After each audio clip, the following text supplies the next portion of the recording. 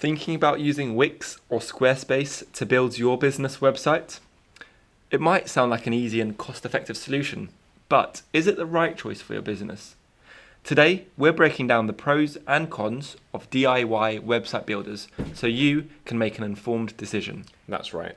With so many business owners looking to cut costs nowadays, these platforms seem like a great idea, but do they actually deliver long-term results?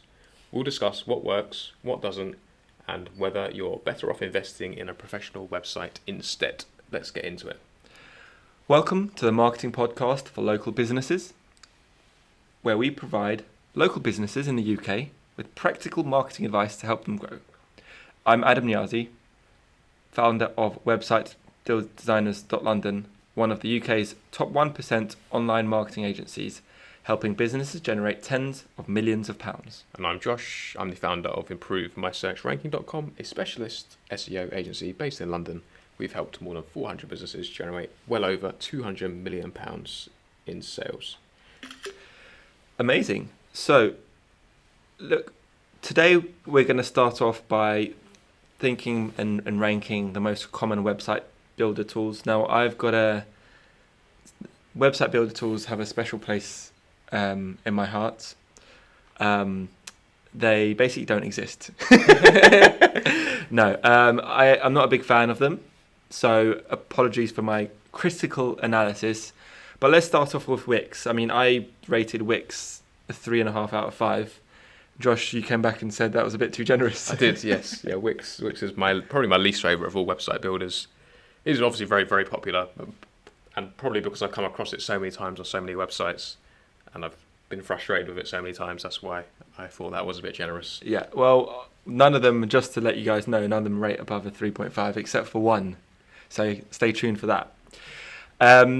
Now, look, these are our opinions, so please don't. This is a very subjective analysis, but I will kind of try and be as objective as possible. So, good things and bad things, pros and cons. Pros: it's simple, drag and drop builder, user-friendly interface. It's great for beginners, right? That is in fact, I'd say this about all website builders. They're great for beginners. So the cons: limited scalability, and that's where the issue lies for me, as well as the restricted customization. And Josh, I think you're going to say the poor SEO performance That's as well. Right. Yes, yeah. So look, the fact that you can't customize it to the extent that I, as a professional web designer, would like, that is where I kind of struggle with it. So if a client comes to me and say, hey, I've got a website on Wix, but I can't move this box 2 inches to the right, and I'll try, but you can't. In a lot of cases, it's not like HTML code where you can do a bit of coding and move things or add things with a bit of coding to the exact, 100th millimeter.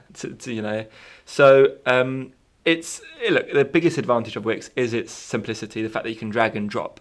I mean, you don't need any coding experience to build a website. It does have a decent number of templates, and it does integrate well with a few third-party applications.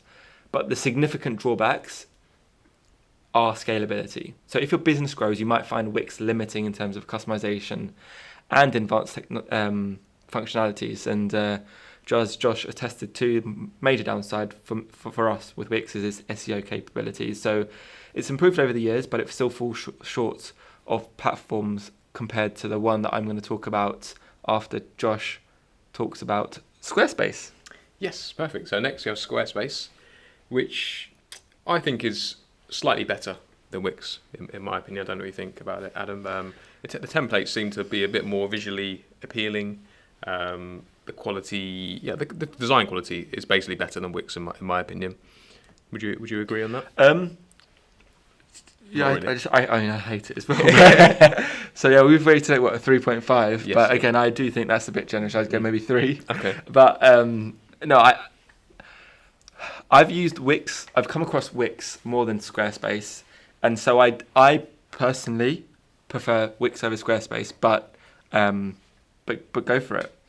Yeah, so I think the general consensus with Squarespace is it's more it's more design friendly. It's a lot of the sites I've come across, they look sleek. They're kind of more high quality designs, but I think they're based on templates essentially, pre-existing templates. You pick one, you install it, you make a few changes here and there.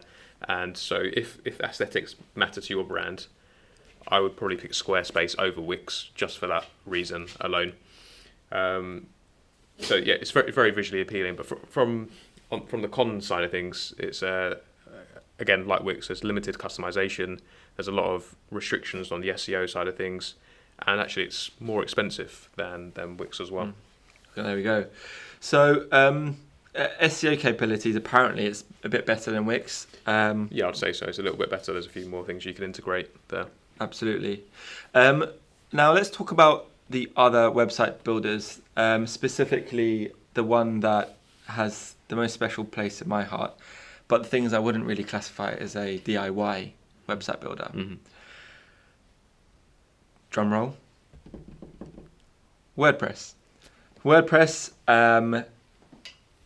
is what we use as professional website designers, but I would not recommend it as a DIY, use it yourself, novice to use. So maybe I've been a bit cheeky by including it on here, but WordPress is, it's got super great customization, therefore great for SEO, great for building a unique website, because whilst you can still use web templates if you want, you can edit the templates,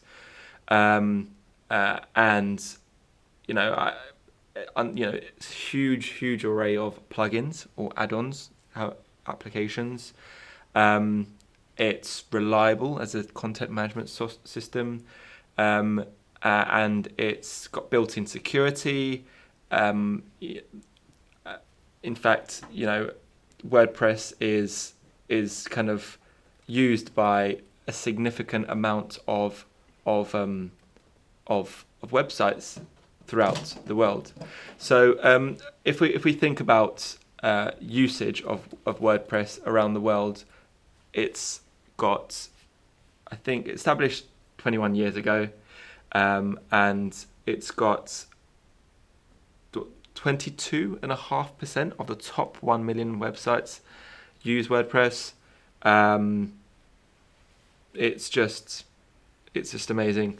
So again, I'm going to quickly gloss over WordPress only because it's not really a DIY website builder, but it's still amazing. So Josh, do you want to talk about the next one perhaps?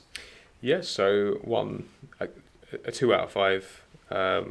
Here I have is Weebly. I'm not sure if you've used Weebly, but I've used Weebly before. I've probably not used that for 15 years, so I'm not sure. I'm not sure if my opinion is up to date, but okay. I remember it being possibly the worst website builder I've ever seen in my life. Yep. It was the most limiting interface, and yeah, it was just extremely poor. Yeah, I think a 1 out of 5 is. Yeah. I mean, yeah, maybe less than 1. Okay, I literally just edited it from a 2 out of 5 to 1 out of 5. But you're thinking what, 0.5? 0.5, yeah. 0.5. Yeah, okay. I mean, I think just skip that one. I think. Okay, all right. Show notes are bad. Okay, well let's move on. GoDaddy recently, so the GoDaddy are known as a hosting provider and domain provider, one of the world's largest. They've recently got a website builder, and I don't want to get sued. But I don't personally like it, is what I'll say.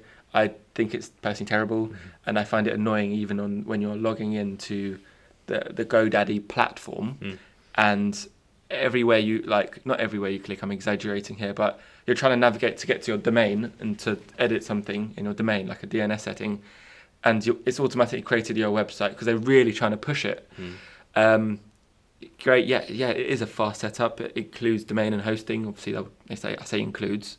They're a domain and hosting provider, so they kind of add that on.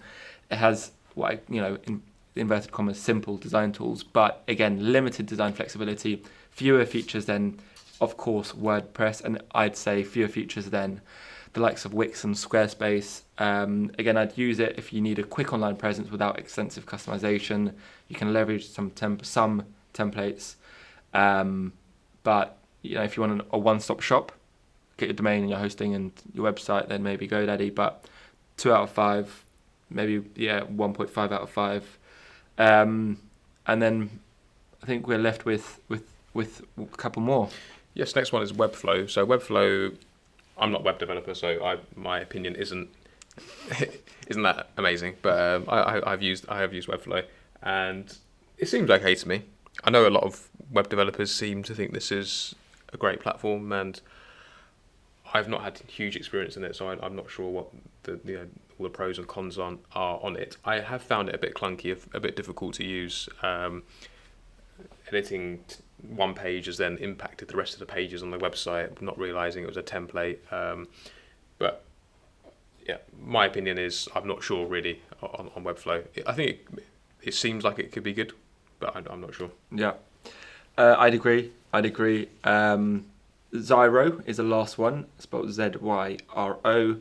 Again, I've got 3 out of 5, probably give it a 2 out of 5. It's kind of one of the new ones. It's got AI, new improved, I'd say, AI-powered tools. It's got a quick setup, budget-friendly, but again, not ideal for long-term scaling. It's difficult to use, I think.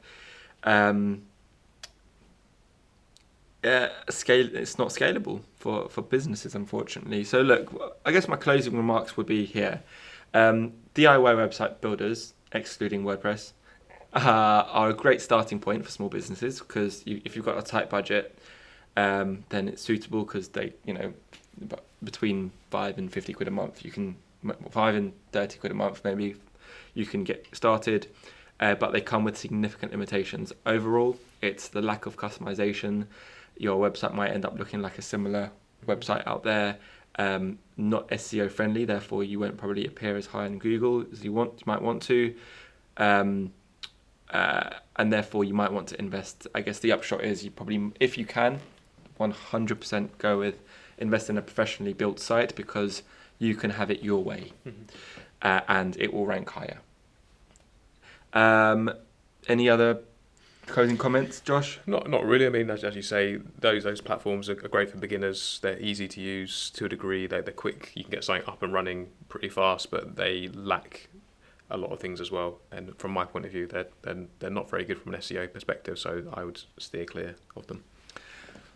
Thank you for listening. If you have any questions, please do reach out. We'd love to help. And please subscribe, give us 5 stars, share the word. Thanks for listening. My name's Adam. And I'm Josh.